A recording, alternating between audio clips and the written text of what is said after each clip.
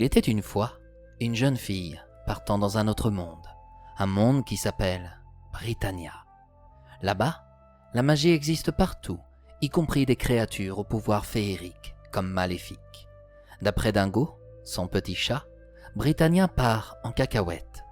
Celui-ci amène la jeune fille à Britannia pour sauver cet univers qui se trouve entre les mains d'un terrible sorcier au nom de Ranmore. Mais la mission de cette jeune fille va se détourner. Elle découvre que sa mère a été enlevée par Ranmore et qu'elle représente la justice dans ces contrées imaginaires. C'est pourquoi elle décide d'aller à sa recherche pour la sauver, en ignorant tout des dangers de la magie noire. Elle va donc partir à la rencontre des fées, des amazones, des korrigans, des chevaliers, des dragons, des sirènes. Elle va devoir faire preuve de courage, de persévérance, de patience et surtout de tolérance.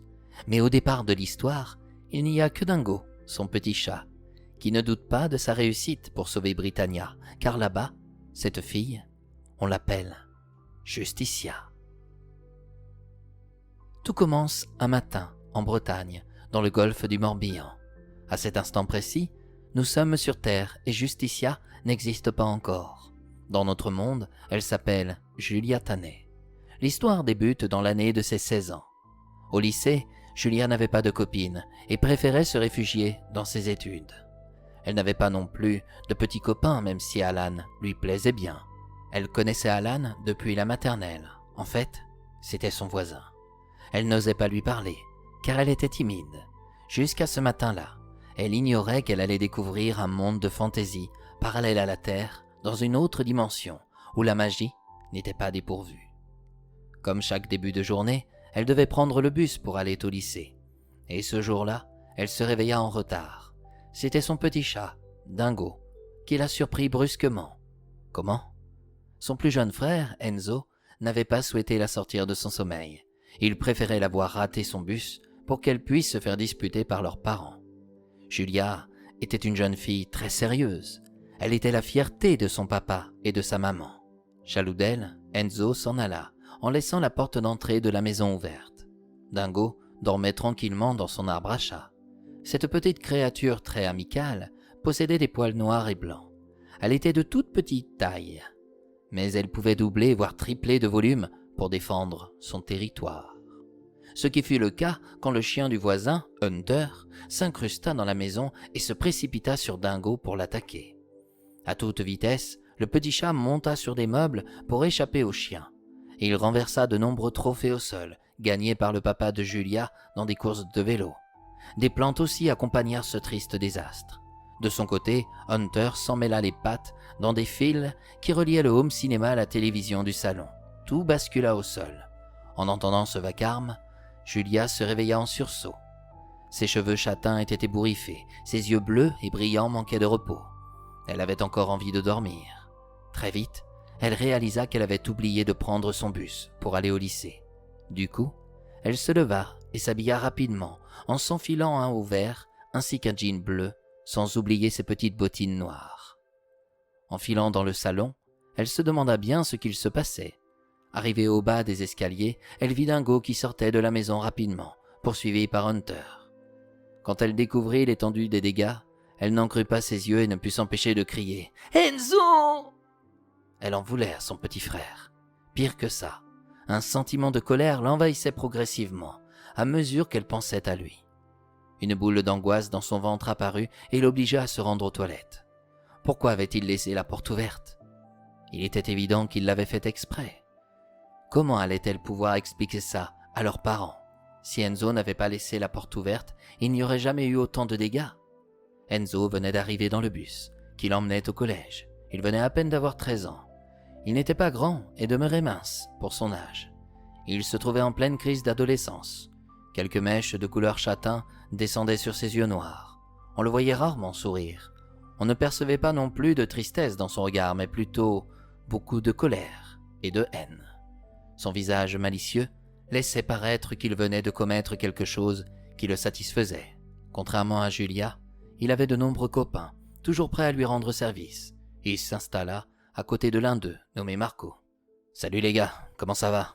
demanda Enzo d'un ton sec. « Elle n'est pas là ta frangine ? observa un de ses amis.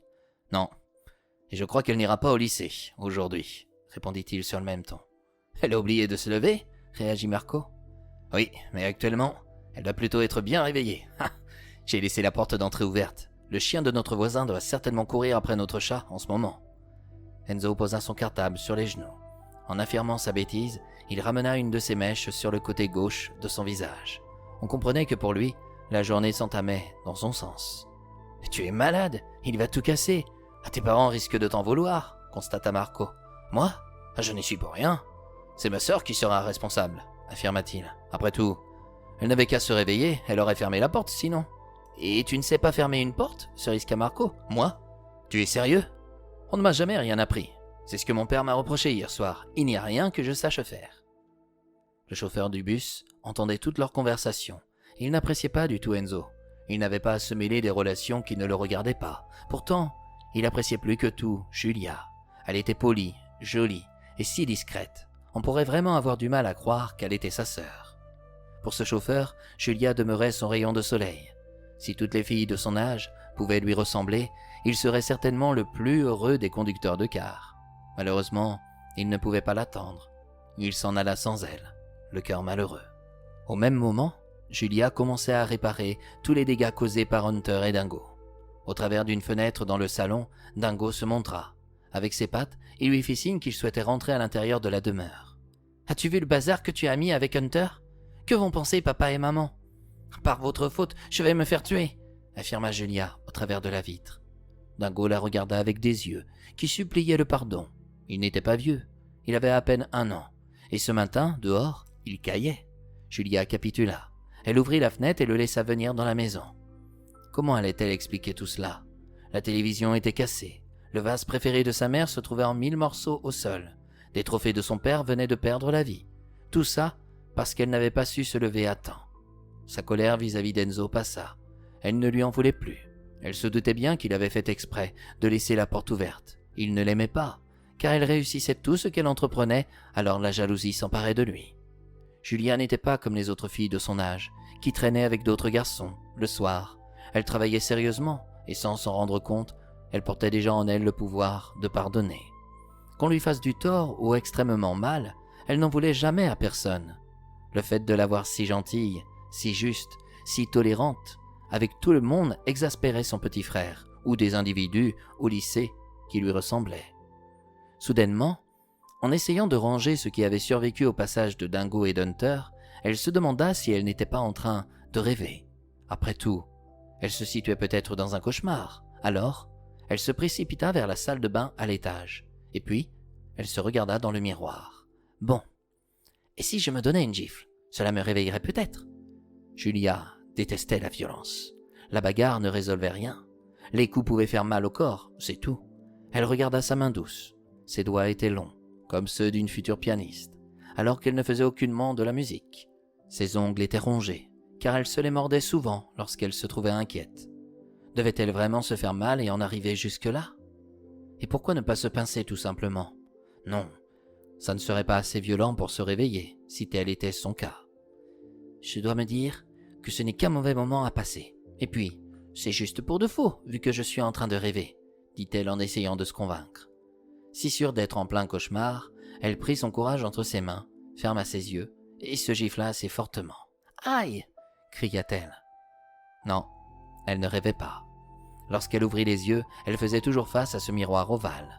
Une marque rouge de sa main s'afficha sur la joue droite, de son visage allongé. Elle ne s'était pas ratée et désormais, elle n'était pas plus fine.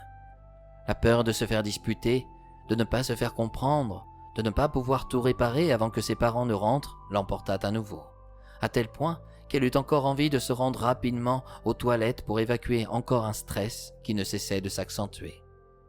En revenant dans la salle de bain, elle se laissa tomber par terre et pleura toutes les larmes de son cœur. Son estomac était noué et ses mains devenaient moites. Comment allait-elle s'en sortir ? Finalement, elle prit ses cheveux et s'en fit une queue de cheval.